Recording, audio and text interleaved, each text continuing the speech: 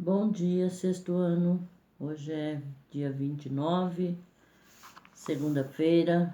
Vamos corrigir as atividades, pessoal, da unidade 3, né? Que vocês fizeram. Então, nós vamos corrigir essa atividade hoje. Página 344. A primeira aí, pessoal, vocês têm uma imagem, tá? E aí ele pergunta. Faz 3 perguntinhas aí em relação a essa imagem, né? Vocês observaram a imagem e tal, e aí nós vamos responder essas 3 perguntas observando essa imagem. Então aí ele coloca, ele pergunta lá, em um local como o da imagem, onde podemos encontrar água no estado A, gasoso. Então, no estado gasoso aí, nós vamos poder encontrar a água no ar, né? A B, no líquido, nos rios, nas nuvens e no orvalho ao amanhecer, né? Então, nós temos aí, ó, o rio, tem as nuvens e com certeza, né, na beira de rio e tal, tem orvalho no amanhecer. Então, nessas 3 formas, né, que nós vamos encontrar no estado líquido. No rio, nas nuvens e no orvalho ao amanhecer. A C é no estado sólido. A gente vai encontrar, observando aí, ó, vocês observem que o pico das montanhas, né, eles estão, quando ocorre geada, né, nós vamos encontrar no pico das montanhas. Aí na imagem tá lá, né, o pico das montanhas está no estado sólido, né, ocorreu geada, tá? A 2. Em uma aula de ciências, o professor perguntou por que chamamos de água doce a água dos rios, lagos, lagoas, etc. Imediatamente ouviu a resposta de um aluno: é doce porque tem açúcar. Você concorda com essa resposta? Explique por quê. Não, né? Não é doce porque tem açúcar, então é não. A água recebe esse nome porque ela tem uma concentração menor de sais do que a água do mar, tá? Então a resposta é não. Ela é chamada de água doce porque ela tem uma concentração de sais menor do que a água do mar. A 3. Retomando as características da água potável, relacione as colunas. Então eu tenho lá A, insípida. A A vai ficar lá, não tem gosto, né? Ou seja, insípida não tem sabor, né? Não tem gosto. B, inodora, não tem cheiro. C, sem impurezas, livre de substâncias poluentes e de micro-organismos causadores de doenças. E D, incolor, não tem cor. Então fica B, D, A e C. Tá? A 4. O aquífero Guarani, com mais de 1 milhão de quilômetros quadrados de extensão, está presente nos territórios brasileiro, argentino, uruguaio e paraguaio. Explique o que é um aquífero. Então, é um reservatório de águas subterrâneas, né? Só isso daí é o suficiente, pessoal. Reservatório de água subterrânea. 5. Escreva 3 utilidades da água no seu dia a dia. Bom, isso daí é pessoal, né? Porque tem muita coisa, né? Que a gente usa água para beber, tomar banho, escovar o dente. Podem colocar aí 3 coisas aí que vocês acharem melhor, tá? 6. Identifique e assinale X nas alternativas corretas. Então, a primeira frase. 3/4 da superfície terrestre é coberta por continentes e ilhas. Não, né? A segunda, 97% da água existente na Terra é encontrada nos rios, lagos e nas represas. Também não é verdadeiro isso daí, né? A próxima, animais como os camelos e vegetais como os cactos desenvolveram Adaptações para sobreviver em ambientes de temperaturas muito baixas, como nos polos. Não, né? É o contrário, né? Eles desenvolveram, se adaptaram em regiões quentes, né? E a última, a água corresponde a cerca de 70% do peso de uma pessoa. Essa é a única que está correta, né? Então, você vai assinalar a última frasezinha aí, tá, pessoal? 7. Roberta ganhou uma planta de sua avó e começou a cuidar, regando diariamente e deixando-a em local fresco e longe do sol. A planta era um cacto e morreu em poucos dias. Por que isso pode ter acontecido? Acabamos de ver lá, né, pessoal? Acabei de falar que o cacto ele é de região quente, né? Esses vegetais, esse cacto, ele vive em locais secos e quentes, né? É típico do deserto, né? Ele é assim porque as folhas dele, né? Lembra que eu expliquei que as folhas deles é transformada em espinho, né? E esses espinhos acumulam água, né? Não deixa que a planta transpire, então ele não perde água, tá? Então, quando ela coloca água, né? Todos os dias ela vai colocando água no cactus, o que acontece? Ele ele vai apodrecer, né? Porque se ele é uma planta que ele não elimina água, né? Os espinhos dele ali não deixam ele eliminar água, porque ele é de região seca.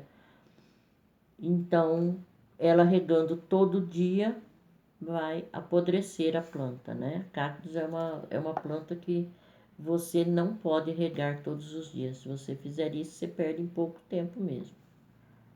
8. Faça um desenho representativo da molécula da água, identificando e relacionando os átomos que a constituem. Tenho certeza que a maioria de vocês fez o mesmo desenho que tem lá no conteúdo, né? Na página, deixa eu ver aqui, qual a página que tem o desenho? Página 340, né? Onde ele fez em forma, representou o átomo em forma de círculo, aí 1 de oxigênio e 2 de hidrogênio, né? Seria esse o desenho que vocês deveriam fazer, tá? Aí pergunta, o que são moléculas e como elas são formadas? Então, moléculas são partículas muito pequenas, né? E elas formam as substâncias, né? Cada molécula é formada por partículas ainda menores que são chamadas de átomo. Lembra que eu falei para vocês que o átomo é a menor partícula existente, né? E a união de átomos forma moléculas. Então, moléculas são partículas muito pequenas que formam substâncias, né? Cada molécula é formada por partículas ainda menores que são os átomos. Essa é a resposta, tá? A B. Quantos átomos formam uma molécula de água? Quais elementos entram nessa composição? Então, quantos átomos que formam uma molécula de água? 3 átomos, né? São 2 átomos de hidrogênio e 1 átomo de oxigênio. Então, essa é a resposta. Uma molécula de água é formada por 3 átomos, 2 átomos de hidrogênio e 1 átomo de oxigênio. Tá? Página 346. Nessa página 346 tem uma tirinha aí. Aí o primeiro quadrinho aí tem o menino que vai na torneira, né, pegar água. Aí no segundo, ele tá tomando água e a menina fala para ele: li em vários sites da internet que as moscas soltam os ovos na água. Aí ele, eca, que nojo, né? Calma, essa água é potável. Em relação a isso daí, ele diz lá: para não conter ovos de moscas, micro-organismos, entre outras substâncias contaminantes, é necessário que a água seja potável. Relacione as condições que a água deve apresentar para ser considerada potável. Então, a água deve ser incolor, ou seja, não possui cor, né? Insípida, não ter sabor, inodora, que é não ter cheiro, e estar livre de qualquer tipo de contaminação, tá? Então, são esses 3 aspectos aí que determina que a água é potável, né? Então, ela tem que ser incolor, insípida, inodora e estar livre de qualquer tipo de contaminação, tá? 2. A água das fontes, que é considerada água mineral, né? Deveria ser naturalmente potável. Porém, muitas fontes estão contaminadas por micro-organismos e poluentes decorrentes da ação do homem.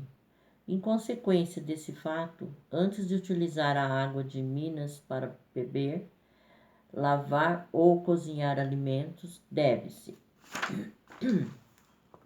Primeiro aí, ferver a água por alguns minutos. Não vai resolver ferver, pessoal, porque quando você ferve a água, você não vai eliminar os elementos químicos que possam ter nela, né?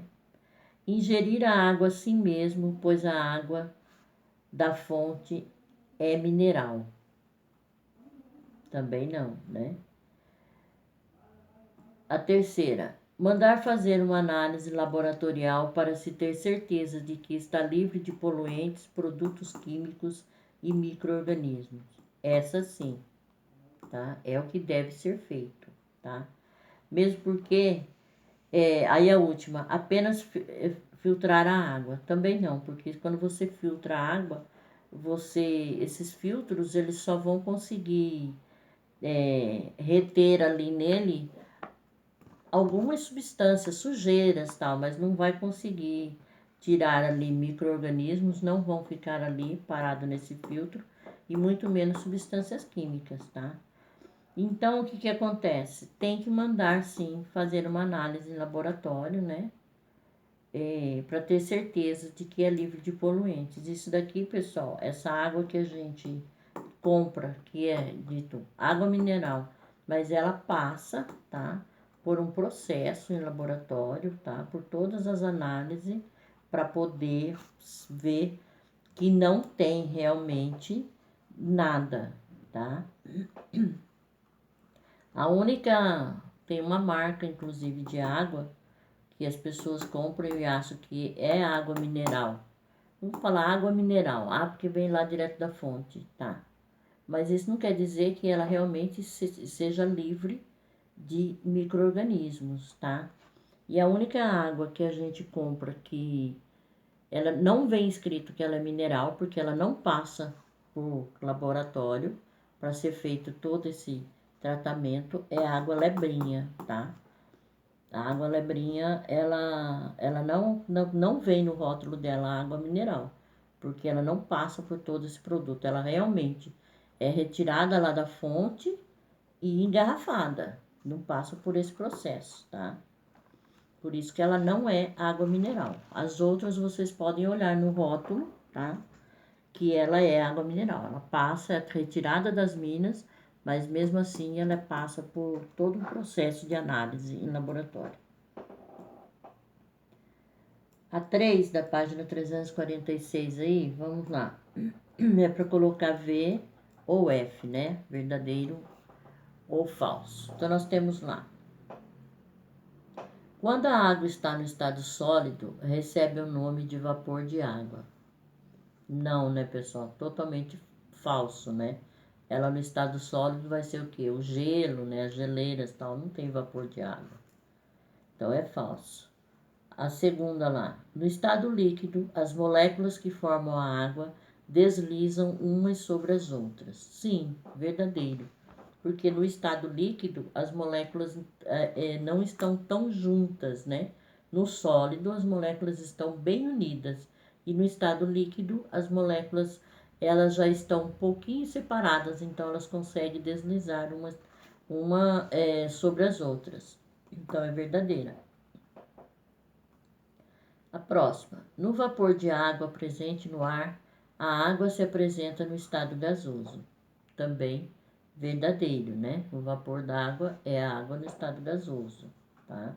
A gente viu isso quando a gente ferve a água, né? Começa a sair aquela fumacinha ali, ela está no estado gasoso, mas é a água, né? Só que está no estado gasoso, então é verdade. A última, nas geleiras dos polos, a água se apresenta no estado líquido. Errado, né? Na geleira é o mesmo caso de você pegar a água, colocar na forminha e pôr lá no seu congelador. Ela vai se transformar, ela vai ficar no estado sólido, né? Então, ela está dizendo que na geleira está no estado líquido, então é falsa. Aí diz lá, agora reescreva as afirmativas que você assinalou como falsas, tornando-as verdadeiras. Então, a primeira, né, que nós colocamos falsa, que ela diz, quando a água está no estado sólido, recebe o nome de vapor d'água. Então, fica, quando a água está no estado sólido, recebe o nome de gelo e não no vapor d'água. Então, a única coisa que muda aí é no finalzinho da frase, em vez de vapor de água, recebe o nome de gelo. A outra que é falsa é a última frase. Então, nas geleiras dos polos, a água se apresenta no estado sólido. Então, a única palavrinha que muda, que lá na frase está estado líquido, você vai acrescentar ali, você vai tirar o líquido e colocar estado sólido, tá?